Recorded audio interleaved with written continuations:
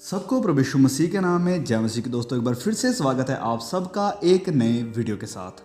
जब हम आत्मिक जीवन में बढ़ना और वचनों को पढ़ना और हमारे खुदावंद यीशु मसीह की इच्छा पर चलना शुरू कर देते हैं तो हमें पता चलता है कि धार्मिकता सिर्फ ये ही नहीं है जो हम लोगों को दिखाते हैं, या पाप गुनाह यही नहीं है जो बाहरी रूप से करते हैं।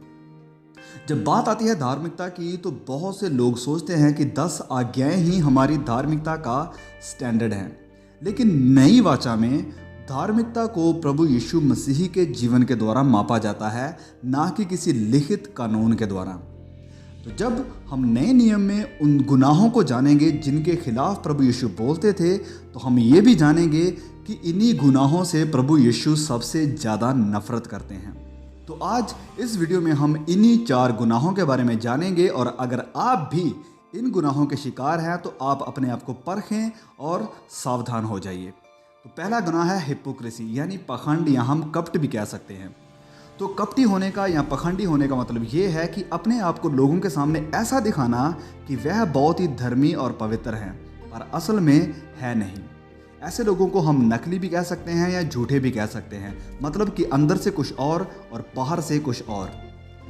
मत्ती अध्याय 23 वचन 13 और 29 में खुदावंद यीशु मसीह ने ऐसे पखंडियों पर 7 बार श्राप दिया। प्रभु यीशु ने उन फरीसियों से कहा कि उनका भीतर का पर्सनल जीवन सेल्फ इंडल्जेंस यानी घमंड और कपट से भरा हुआ है। लोगों के सामने वो लोग बहुत ही पवित्र होने का नाटक करते थे, सड़कों पर चौराहों पर खड़े होकर लंबी लंबी दुआएं करते थे, रोज़ा यानी फास्ट रखते तो लोगों को बताते थे कि हमने आज रोज़ा रखा है, लोगों को दिखाने के लिए दशवांश यानी टाइथ देते थे। ये सब वह करते थे लोगों को दिखाने के लिए कि देखो हम कितने पवित्र हैं, कितने धर्मी हैं। तो बाहरी रूप से तो वह बहुत ही पवित्र नजर आते थे, पब्लिक में लोगों के सामने लंबी लंबी दुआएं करते थे, लेकिन प्राइवेट में खुदा से बात नहीं करते थे। उनके दिल खुदा से बहुत दूर थे।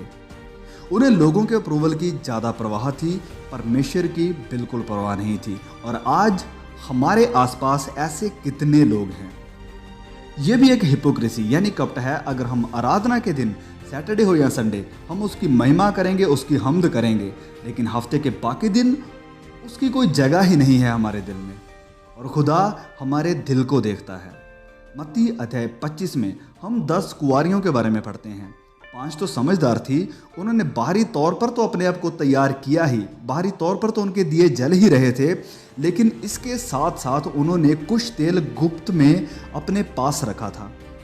लेकिन जो मूर्ख थी उन्होंने बस बाहरी तौर पर ही अपने दियों को जलाया, और लोगों के सामने उनकी एक अच्छी गवाही थी कि उनके दिए जल रहे हैं, लेकिन इसका एंड रिजल्ट क्या था हम सब जानते हैं। तो हम लोगों के सामने जितना भी धर्मी और आत्मिक बनने, लेकिन न्याय के दिन सबके सामने हमारी असलियत जाहिर हो जाएगी। So think about it. अब दूसरा है आत्मिक अहंकार यानी स्पिरिचुअल प्राइड। जो लोग आत्मिकता में बढ़ने और धार्मिक जीवन का पीछा करते हैं वो अक्सर इस आत्मिक अहंकार वाले पाप का शिकार हो सकते हैं। लूका अध्याय 18 वचन 9 में प्रभु यीशु एक फरीसी की उदाहरण देते हैं जो अपने आप में बहुत धर्मी और पवित्र था, और वह अपनी दुआ में भी लोगों से नफरत करता था।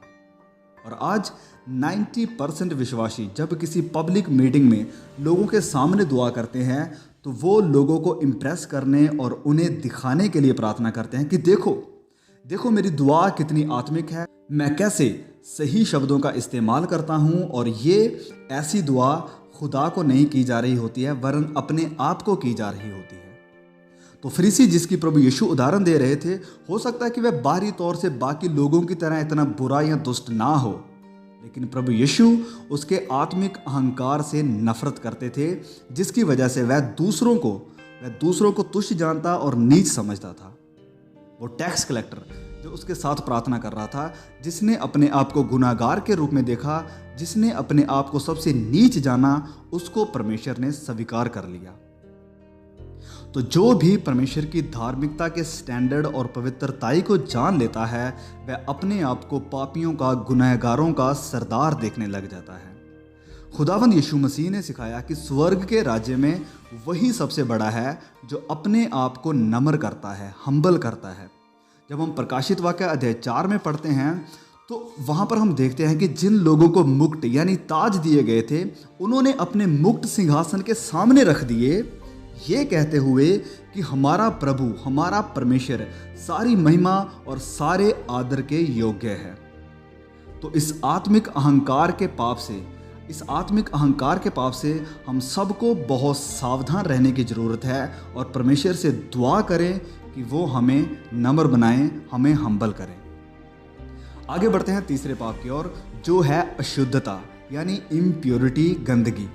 ये अशुद्धता हमारे दिल में हमारी आँखों और कानों के द्वारा प्रवेश करती है, एंटर करती है, और फिर ये अशुद्धता, ये गंदगी हमारे दिल से निकलती है और हमारे शरीर के बाकी अंगों के ज़रिए अपने आप को जाहिर करती है, खासकर हमारी जुबान और आँखों के द्वारा। और इसीलिए अगर हम पवित्र जीवन जीना चाहते हैं तो हमें बहुत ही चौकस रहना चाहिए कि हम क्या देखते हैं और क्या सुनते हैं।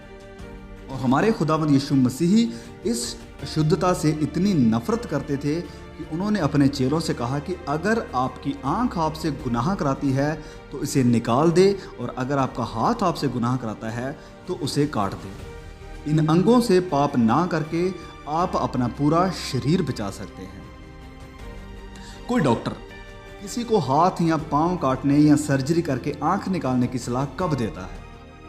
जब हालत बहुत ख़राब हो चुकी है और हो सकता है कि शरीर के उस हिस्से को ना निकालने से किसी को अपनी जान से हाथ भी धोना पड़ जाए।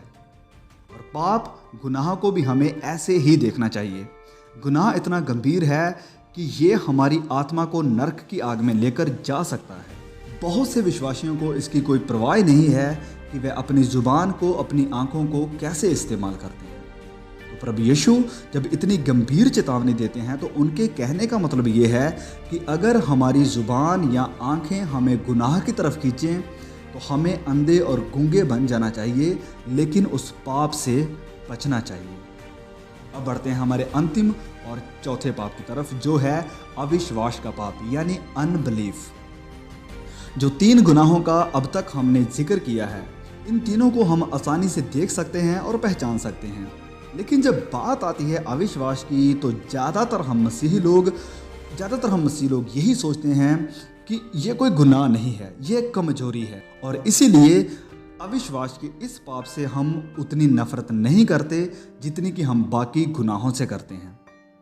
लेकिन वचन कहता है इब्रानियों अध्याय 3 वचन 12 में कि अविश्वासी दिल एक बुरा दिल है, एक करप्ट दुष्ट दिल है। और फिर प्रभु यीशु ने भी 7 बार अपने चेलों को इस अविश्वास के पाप के कारण झिड़का था। आप इन सारे वचनों को पढ़ सकते हैं। मैं यहाँ आपके लिए कुछ वचन पढ़ूंगा। मत्ती अध्याय 17 वचन 17 में प्रभु यीशु ने उत्तर दिया कि हे अविश्वासी और हठीले लोगों, मैं कब तक तुम्हारे साथ रहूंगा, कब तक तुम्हारी सहूंगा। और फिर आगे लूका अध्याय 24 वचन 25 में हम पढ़ते हैं, लिखा है, तब उसने यानी यीशु ने उनसे कहा, हे निर्बुद्धियों और भविष्यवक्ताओं की सब बातों पर विश्वास करने में मंदमतियों। फिर हम पढ़ेंगे मत्ती अध्याय 6 वचन 26 और वचन 30, लिखा है, आकाश के पंछियों को देखो, वो ना बोते हैं ना काटते हैं और ना खतों में बटोरते हैं, तो भी तुम्हारा स्वर्गीय पिता उनको खिलाता है। क्या तुम उनसे अधिक मूल्य नहीं रखते हो? फिर आगे वचन 30 में प्रभु यीशु कहते हैं, इसलिए जब परमेश्वर मैदान की घास को जो आज है और कल तंदूर में झोंकी जाएगी ऐसा वस्त्र पहनाता है, तो हे अल्पविश्वासियों, तुमको वह क्यों कर ना पहनाएगा। तो अविश्वास असल में परमेश्वर की निंदा करना है। ऐसा करके हम ये सूचित कर रहे होते हैं कि परमेश्वर स्वर्गीय पिता अपने बच्चों की कोई परवाह नहीं करता है, उनकी सुधि नहीं लेता है, उनका कोई ख्याल नहीं रखता है, जबकि ये हमारे संसारिक पिता परमेश्वर से कहीं ज़्यादा अच्छे हैं, बेहतर हैं, जो अपने बच्चों की परवाह करते हैं और उनका ख्याल रखते हैं। 2 बार हम कलाम में पढ़ते हैं प्रभु यीशु हैरान हुए थे। पहला जब उन्होंने विश्वास को देखा और दूसरा जब उन्होंने अविश्वास को देखा। मत्ती अध्याय 8 वचन 10 में लिखा है कि ये सुनकर यीशु ने अचंभा किया ये सुनकर प्रभु यीशु ने अचंभा किया और जो उसके पीछे आ रहे थे उनसे कहा, मैं तुमसे सच सच कहता हूँ कि मैंने इज़राइल में भी ऐसा विश्वास नहीं पाया। और फिर दूसरा मरकुस अध्याय 6 वचन 6 में लिखा है, और उसने यानी यीशु ने उनके अविश्वास पर आश्चर्य किया और चारों ओर के गांव में उपदेश करता फिरा। तो प्रभु यीशु ने जब लोगों के अंदर विश्वास को देखा तो वह प्रसन्न हुए, लेकिन वह निराश हुए जब उन्होंने देखा कि लोग अपने स्वर्गीय पिता पर, जो उनसे इतना प्यार करता है, इतनी मोहब्बत करता है, उसके ऊपर विश्वास करना नहीं चाहते हैं, उसके ऊपर भरोसा नहीं रखते हैं। और अब जबकि हम ये जान गए हैं कि हमारे उद्धारकर्ता प्रभु यीशु इन 4 गुनाहों से बहुत नफरत करते हैं, तो अब हमारा ये उद्देश्य, ये निशाना होना चाहिए कि हम भी इन 4 गुनाहों से नफरत करें। और अगर हमारे जीवनों में ये 4 गुनाह है तो हम इन्हें पवित्र आत्मा की मदद से अपने जीवन से दूर करें। तो आपसे मेरी विनती है कि प्लीज़ इस वचन को, इस संदेश को और भी लोगों तक पहुंचाएं, क्योंकि लोगों को इस संदेश की ज़रूरत है और आप एक ज़रिया बन सकते हैं कि ये मैसेज और भी लोगों तक पहुंचे। परमेश्वर आप सबको संभाल के रखे। फिर मिलते हैं एक नए वीडियो के साथ। तब तक के लिए प्रभु यीशु मसीह का अनुग्रह, पिता परमेश्वर का प्रेम और पवित्र आत्मा की सहभागिता हम सब पर बनी रहे।